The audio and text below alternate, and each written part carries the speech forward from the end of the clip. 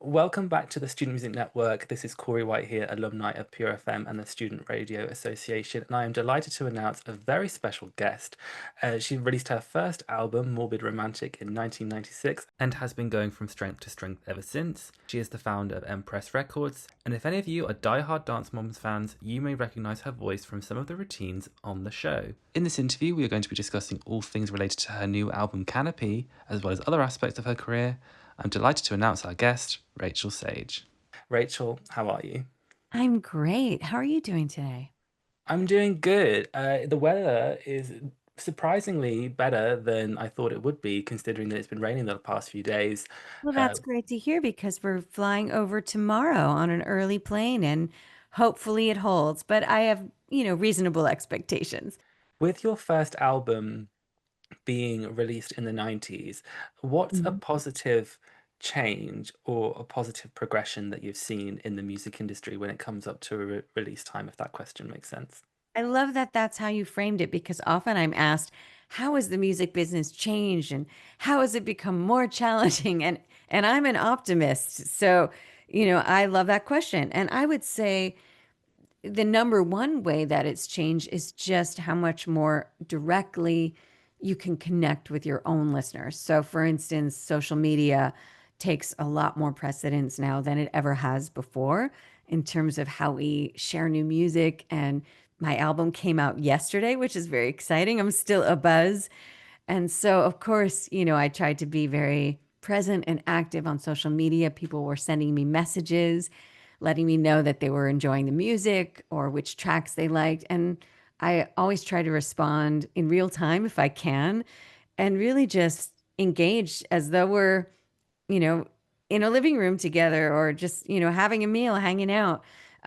It's exciting for an artist to be able to have that immediacy with one's listeners. And I got a note yesterday morning that was so positive and so encouraging about the new record. And it just, made my whole day better. So I would say that's the number one positive thing. But as you know, there's also a flip side to social media that it can have its pitfalls for sure. But yeah, I really enjoy it. I love that kind of interaction. Social media is good in that way, I suppose, with that as accessibility. And okay, you might get the negatives and the haters, but you also get access to a lot more fans. Would you say that you have a quite diverse target audience in terms of age range? Are your fans mostly young? Are they mostly, what generation would you say most of your fan base are? It's pretty cross generational. I mean, I was just thinking today how fun it is that I get to go overseas tomorrow and open a bunch of shows for Toyah and then also Rebecca Ferguson. And their audiences are pretty varied. There are some folks who are younger than me, my age, older, I'm sure. And in the past, I've opened for artists from Lulu to Will Young to even Joe Longthorne was an older crowd. And then, of course, festivals, Americana festivals like Cornbury and Black Deer. There are kids running around with their parents. So it's really a very wide range. And I absolutely love that. And if you were to try and sell yourself to someone who knew nothing about you, let's just imagine you're speaking to someone who's a complete blank canvas and you want to encourage them to listen to you, how would you describe yourself? I like to say that my music sounds how I dress, how I paint. It's very colorful and dynamic. And it's also very poetic. So a lot of my lyrics are about inclusivity and empathy and just really trying to embrace people for exactly who they are and promote that kind of acceptance. So, I try to create very safe spaces at my live shows. My instrumentation is kind of like, the colors of life. There are strings, there are horns, piano, guitar, drums, bass, and it's just a very dynamic kind of folk pop rock palette. And producer Phil Ramone, who's worked with several artists, compared you in an article to Bob Dylan in the way that saying that he was inspired and admired your editorial and musical ability, but said you had a positively unusual way of treating a pop song. If you could dissect that quote and say what he meant by that, what makes you Rachel Sage? What is that unusual quirkiness that sets your approach to music different from other people? I hope what it means is that I am not afraid to be as fully myself as I can be. And I hope that that sets a positive example for other musicians, other artists who may be reluctant to show different aspects of their personalities. Um, in terms of working with Phil, which was, of course, incredibly exciting, he has had this history of working with artists like Billy Joel and Dionne Warwick, so many classic artists. And I like to think that perhaps he heard a little bit of that Billy Joel influence in my piano playing, which definitely has its own unique style, maybe because I learned to play by ear and I don't read. So I'm self taught. And, that probably necessarily makes me quirky. Who was someone that you would confide in your creative ideas at the beginning of your career, or even now? They may still be with you now. Who is it Mhm. that you go to and you value the opinion of when wanting to get a second pairs of eyes and ears before you put out your music to the world? Brilliant question. Yes, the proverbial round table that I think is very important, but also can be very delicate for artists. You want to be able to have people around you who aren't yes people, just telling you what you want to hear, but also likewise, I think it's a pitfall to ask for too many opinions, too much of the time. Um, but yes, I absolutely trust and appreciate the input and feedback from my team at MPress Records, including my fantastic tour manager Meredith.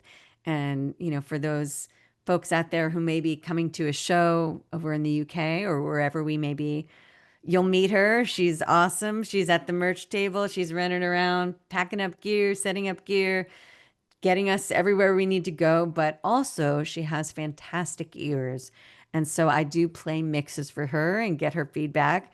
Sometimes I agree with her and sometimes I don't. But that's equally valuable because if someone gives you feedback that right away your instinct says, nope, that's not what I think, that helps you as well. So she's definitely number one on that list, but my whole team at Empress Records for sure. And one of the ways that you did manage to get yourself out there publicity wise a little bit, especially in the USA, was from the reality show Dance Moms. When I was researching you, I noticed on Spotify anyway, I don't know how accurate that was, there was an album dedicated to the songs that they used. When it came to getting your music out there, how did getting your music on the show come about? Was that album specifically written for the show? Did they approach you, or did you have music and you think, actually, one way that I can plug it is by getting it on these shows so people that watch it will then know of me? It was complete happenstance. I had absolutely nothing to do with it. And that is the God's honest truth. I had my music uploaded into a sync library and I was already watching the show. I was a fan of the show. But when they started playing my music for the first time on it, and I can't remember exactly which song it was, but I randomly saw it and I just couldn't believe it. I started jumping up and down and kind of screaming and just excited because I love the dancers on the show. I was a ballet dancer myself, and it was just very symbiotic. And then one at a time, they started using every song from my album, Haunted by You. And it was just a thrill. And then eventually I did reach out to the production team and Abby Lee Miller, and of course, thanked them. And then we forged more of a relationship, and I met them in person. But initially, it really was just a crazy fluke. But I like to think that they heard the balletic, lyrical dance qualities in my music because I was a ballet dancer and attended School of American Ballet as a kid. So you've released many albums, and your new album Canopy is coming out, and you're coming to the UK for a tour. When you go on tours, how much collaboration or how much time do you get to spend with the other acts? And is there anything, do you try and learn anything from the other acts or teach them anything? What's the relationship like with support acts and other acts when you go on tour? I love that question. Yes, of course. I'm always watching and learning. And, I like to read up about a little bit of the history of every artist that I tour with. And they've been all over the map stylistically, everyone from Lulu to Will Young, as I mentioned, and of course, my childhood hero, Howard Jones. So I didn't need to research him because his music has been such a huge influence on me. And it was very exciting for my last album that he accepted the invitation to do a duet with me. So, sometimes these relationships really bear creative fruit and we remain friends and connected in that way. And sometimes it's just, I meet the person once or twice and it's a great experience. And, I'm not sure if we'll connect again. So I really relish every show and every opportunity to have an interesting conversation, to ask questions if it's appropriate. And yes, I think the number one word that springs to mind is respect.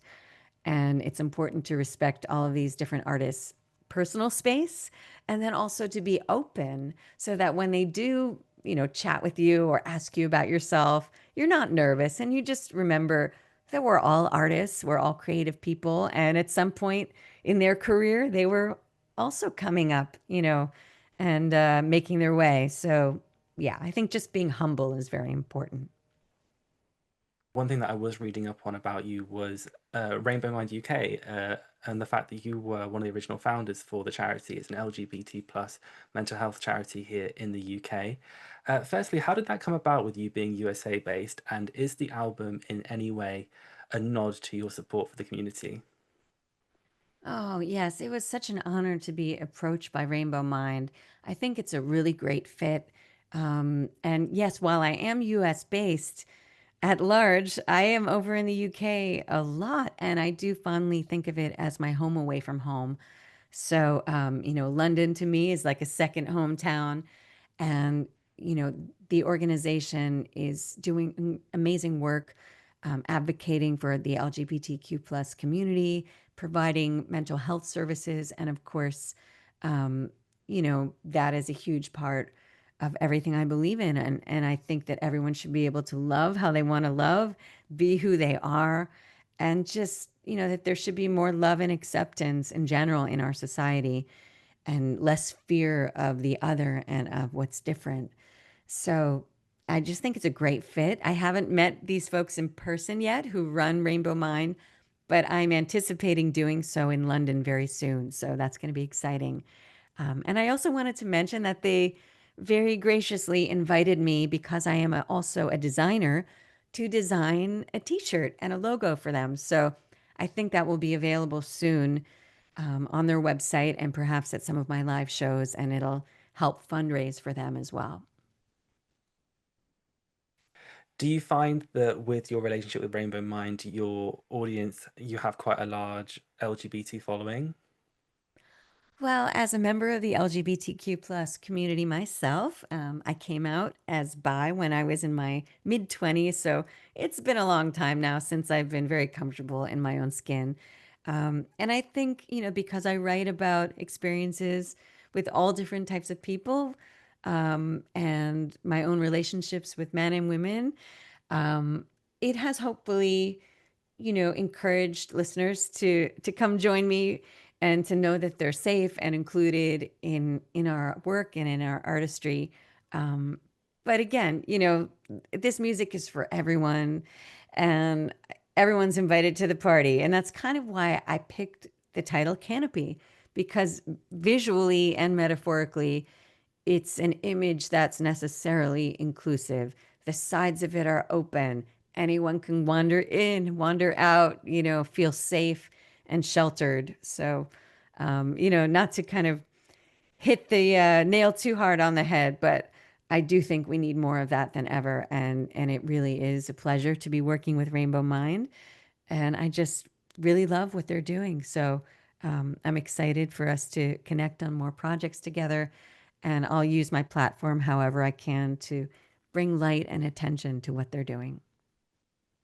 So, with Canopy coming out, what makes now the right time to release the album, drawing upon its themes and stuff? Oh, well, when I wrote the song Canopy, it just felt immediately like a theme song for an album for me. And, from there, I wrote a lot of the new material and gathered a handful of older songs that just seemed to fit these themes of inclusivity and safety and trying to do as much as I personally can through this music to tear down walls, to create more understanding and less defensiveness. This album as a whole is kind of like an antidote to cancel culture, I think. It's a way to celebrate what we have in common, what unites us, and hopefully how we can be kinder and more compassionate to one another. So, while I think there's always a good time to put out music that reflects those qualities, right now seems to be an especially good time for that, as I'm sure you'll agree. Thank And you. of course, with the UK tour about to happen, you said that you're about to fly over. Could you please plug where you're playing, the dates and the cities that you're in? Yes, so I'm playing Union Chapel on this coming Tuesday, October 28th. And then we perform in Worcester at the beautiful Worcester Cathedral on the 29th, Warwick Arts Center in Coventry on the 30th, and Derby Cathedral in Derby on the 31st, which is Halloween, of course. So, you might get a little bit of a Halloween costume from me. Not making promises, but it's pretty likely to happen. Well, I was going to actually ask, with a performance on Halloween, would you be putting a little bit of a spooky twist on your show just to stay on brand, with Perhaps, Halloween? yes. Spooky, campy. I love a good theme, but I'm also supporting Rebecca Ferguson, so I don't want to do anything too outrageous. But in terms of costuming, I always like to lean in a little bit. So definitely. Is there any particular type of venue that you like performing in the most when it comes to acoustics or when it comes to intimacy with the audience? Well, traditionally, a place like Union Chapel that is just gorgeous to look at, has beautiful acoustics, and is intimate but also pretty big. Um, that's the ideal venue for me because this music does require a certain amount of intimacy if it's just myself and, for instance, a string player, which is what it will be on this trip. But then, looking ahead to later in the month and end of November, early December, I'm going to be on tour with the Overtones, and they're more of a pop group. So I'm going to bring a bigger band. I'll have a drummer, and we're going to have more harmonies, violin.